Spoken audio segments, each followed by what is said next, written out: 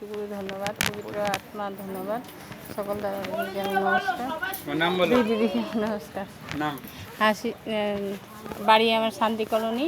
আমার নাম হাসি সিং। পিতার সাক্ষী? পিতার সাক্ষী। আমার একটা অনেক বড় ঋণ ছিল 4 বছর আগের। তো পিতাকে প্রতিদিন বলতাম, যখনই প্রার্থনা করতে বসতাম তখনই পিতাকে বলতাম যে এই ঋণটার জন্য আমার মা খুব বকা খাইতো। মানে মায়ের কাছ থেকে নিয়েছিলাম আমি এটা, ওদের দল থেকে। তো দিতেই পারতাম না, খালি সুদ দিয়ে দিয়ে দিয়ে দিয়ে অনেক টাকা সুদ দিয়ে দিয়েছিলাম। তো এই কয়দিন হলো, মানে এই 10-15 দিন হলো, আমি ওই ঋণটা আমি শোধ করে দিয়েছি। হ্যাঁ। কতদিনকার ঋণ ছিল এটা? এটা 4 বছর আগেকার ঋণ ছিল। হ্যাঁ, আর অনেক লাখ টাকা আমি মানে 1 লাখ টাকা মনে হচ্ছে আমি সুদই দিয়ে দিয়েছি। 50,000 টাকা নিয়েছিলাম। তো আর মাও খুব গাল খাইতো।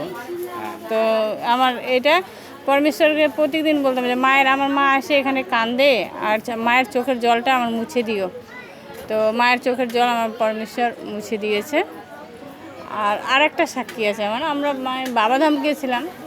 আমার শরীর খুবই অসুস্থ ছিল, আমি যাইতে দিদি হচ্ছে আমাদের বাড়িতে সঙ্গীত করতে গেছিলো। বাবাধাম যাওয়ার আগে একদিন আগে সঙ্গীত করতে গেছিলো, একদিন না 2 দিন আগে সঙ্গীত করতে গেছিলো। তো দিদি আমার শরীর দেখে বললো কি তুমি যাও না। এখন দেখতেছি আমার স্বামী যাচ্ছে, আমার স্বামী অসুস্থ মানুষ, আমিও অসুস্থ, খুবই অসুস্থ, আমার যাওয়ার মতন পরিস্থিতি ছিল না।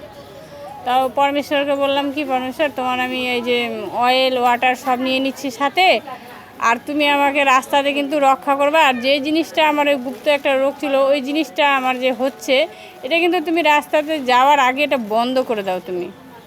তো ওইটা আমার যেদিন আমি বলছি সেদিনই বন্ধ করে দিয়েছে।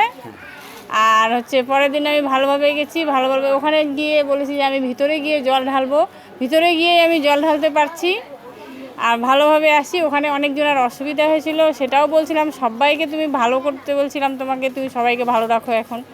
তো সবাইকেই ভালো রাখছিলো। একটা দিদি খুব অসুস্থ হয়ে গেছিলো, ওর কথা বলছিলাম, ওই দিদিকে আবার ওখানে নার্সিংহোমে ভর্তি হয়েছে। আমি পরমেশ্বরের কাছে বলছি, পরমেশ্বর ওকেও ভালো করে দিয়েছে। হ্যাঁ, আর আমার ছেলেরা বাবাধাম গেছিলো, আমার ছেলেরা বলছিলাম যে যেন খুব দুরন্ত তো একটু, তাই বলছি ভেতরে গিয়ে জল ঢালবে। আর যা ভিড়, প্রভু যিশুকে বলছি, পিতা পরমেশ্বরকে বলছি, বলার পর পরমেশ্বর ওদেরকেও ভালোভাবে নিয়ে আসছে, ভালোভাবে নিয়ে আসছে। আর অনেক আরও সবসময় করতে থাকি। তো আরও সাক্ষী আছে, আমি অনেকটাই ভুলে গেছি। আমি ওটা পিতা পরমেশ্বর, আমি পিতা পরমেশ্বর ধন্যবাদ, ঋষি গুরু ধন্যবাদ, পবিত্র আত্মা ধন্যবাদ, সকল দাদা দিদিকে আমার নমস্কার, 2 দিদিকে আমার নমস্কার, চিনিদাকে নমস্কার, তো এই দিদির জীবনে শুনছো তো যে 4 বছরের উপরে একটা বড় ঋণ ছিল। সেই ঋণটা প্রভুতে আসাতে সেই ঋণটা মুকুত হয়েছে, দিতে পারছে। কেন অতদিন থেকে ভাবছে যে শোধ করবো, কিন্তু শোধ করতে পারিনি। কিন্তু আজকে প্রভুতে আসাতে সে দিদি ঋণ থেকে মুকুট হয়েছে। তো আমিন।